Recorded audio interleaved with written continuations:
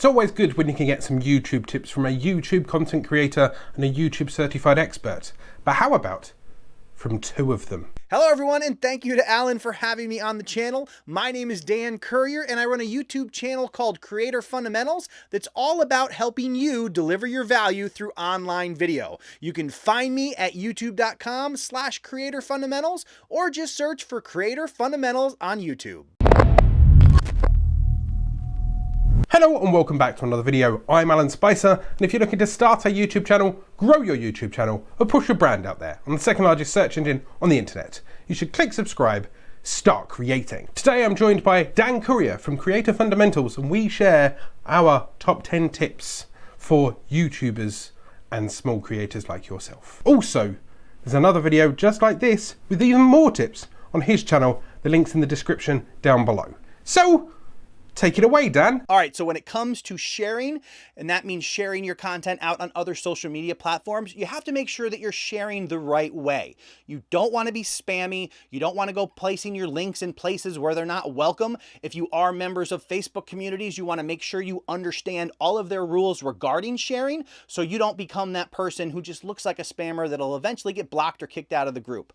If you're on, have your own social media accounts, Twitter, Instagram, Facebook, and definitely you can share them on your own account out that way. If you're doing it on Twitter, you want to make sure you find some hashtags that are relevant to the type of content that you're making and may pull other interested people towards your particular message so they can check it out and decide if they want to actually watch it. On Instagram, you can take a little clip of your video. Sometimes what I like to do is take a screen video of the video itself on YouTube, and then I'll post that little mini video on Instagram, put a link in my profile, that sort of thing, to kind of get some exposure to the people that follow me on Instagram. But you can do all those kinds of things to help bring attention to your content. Now, you're not necessarily going to get a ton of people to come from all those different platforms, but you can keep track of them, see what works, see what doesn't, and it doesn't hurt to make that part of your process every time you actually release a video. Over time, those small additions can add up to something big. Why not boost engagement on your channel by going back to your previous comments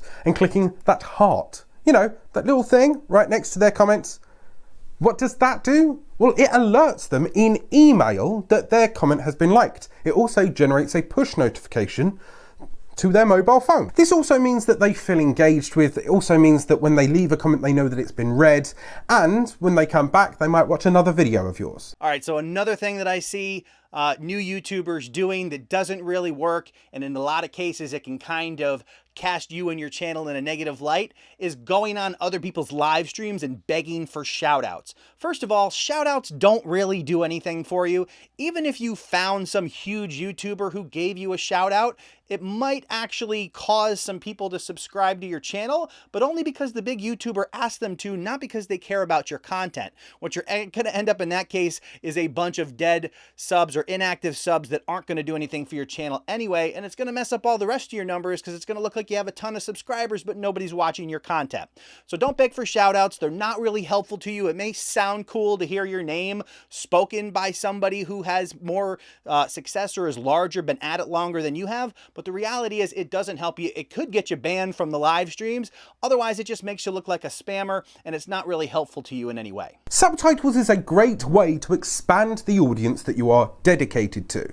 Let's say, in my case, my channel is mainly America and UK focused, but if a load of people in Portugal start watching me, I can translate it into Portuguese in the subtitles so they can still listen in English, but then they can read along in Portuguese. This expands my reach into that market, and then I can have a look at my analytics to see if they're engaging a bit more. Maybe I could start a second channel that's solely in Portuguese if I can speak that, or translate everything else within that, like title descriptions and tags, into Portuguese tags, should I want to localize it. All right, so another great way to help promote your channel when you're sharing is not simply just to share a link to a video. And what that means is the goal on YouTube is to get people to want to watch as much of your content as possible. And the way that you can do that is by getting as much of your content in front of them as possible. So instead of simply sharing a link to a video, if you add the video video to a playlist of your other videos and you share a link from within the playlist, what they're going to get is that particular video that you want them to watch. Plus, it's going to lead them into the rest of the videos in that playlist. It's a great way to expose more of your content to them, and you might just get them to go on a little binge watching session, which is going to help your channel, make them more familiar with your content, maybe get a subscriber, and get a ton of watch time. Info cards. You know, the little things that pop up here with the little eye. Now, this is a great way to grab people before they leave a video. Should you be having problems with audience retention and you find at a certain point within a video they dip off and they run away, or they've heard the information that they want and now it's time for them to leave, if you put up a little info card here, they might hop off into a different playlist and not into somebody else's channel. Now, I always talk about the importance of community on my channel, but another thing that you can consider in terms of building community is not just going out and joining existing communities, but starting a community of your own. Whether you have 5 subscribers or 100 or 1,000, get yourself a community started, a Facebook group to associate with your YouTube channel, and that's really going to provide another outlet for you to interact with people who are interested in your content. Don't wait till you have a really big audience and then say, yeah, maybe I'll start a group now. Allow the group to grow with your channel, and you can do that by starting the group right away. Maybe you can be completely passive about it and just put a link in all of your descriptions that say, hey, there's a Facebook group, come and join us, hang out there. It may be small in the beginning, there may not be a lot going on, but the great thing about starting it right when you start your channel is it grows as you do. So when you get to 10,000 subscribers, maybe you'll have 1,000 people in your Facebook group as well, and it's a greater sense of community and a way to interact with people and grow the relationship that you have with your audience. Live streams. Now, these are a very powerful tool. It's a great way to generate hub content. What is hub content? Well, it's the personalized stuff, the stuff that gets you to know me. A live stream is a great way to get direct interaction immediately. They can ask a question, they get an answer. Also, it can be a very good way to generate revenue if you so wish, push a product, explain that you've got merch. Generally, a good way to build a community and get people used to the personality behind the pre-cut videos. My next tip is to focus on making those small improvements over time. There's plenty of time. You'll hear it over and over again.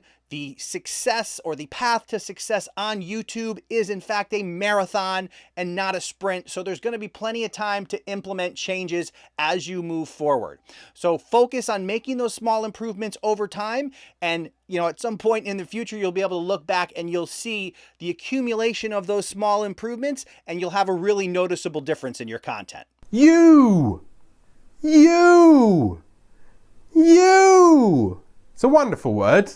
And immediately it's pulled you in to this video and got your attention. Using you words, which are individually pointed at the person that are looking at the video and camera, builds a personal one-to-one connection. What this means is that you can think of a topic, you can direct it at you, you're one person that's looking at me right now, yes you, and you will hopefully listen to me a little bit more because you feel a little bit more connected. If you can build a personal bond with the other person at the end of the camera and it's like you're talking to them one-on-one, then they feel more involved. Whereas if it's like, hey you guys, this is what we are going to do today, kind of makes you less personalized, less involved in the guys. Whereas if I'm only talking to you, you feel much more appreciated. Thank you very much, Dan. Thanks for being part of this video. If you want to go and see 10 more tips from us, there's a link in the description down below. Go over there, check out the video, leave some lovely comments, check him out, hit subscribe,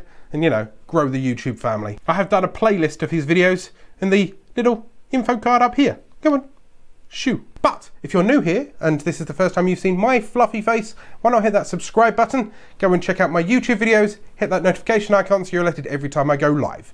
Go out there, start creating.